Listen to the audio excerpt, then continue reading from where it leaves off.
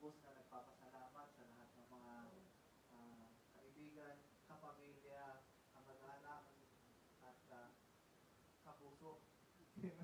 Salamat po sa patuloy ng pagsuporta sa amin at sa paniniwala sa aming dalawa.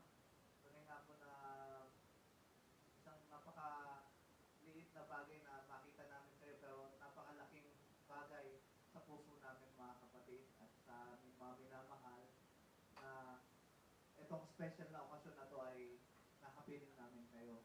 Saan man layo ng lugar, alam po nakita na naramdaman namin walang humadlang sa mga taong galing ng Al-Ain, mga taong galing Abu Dhabi, at sa mga taong galing sa labas ng bansa, mga kapatid. Ako po yung nagpapasalamat sa aking ninang na nakarating.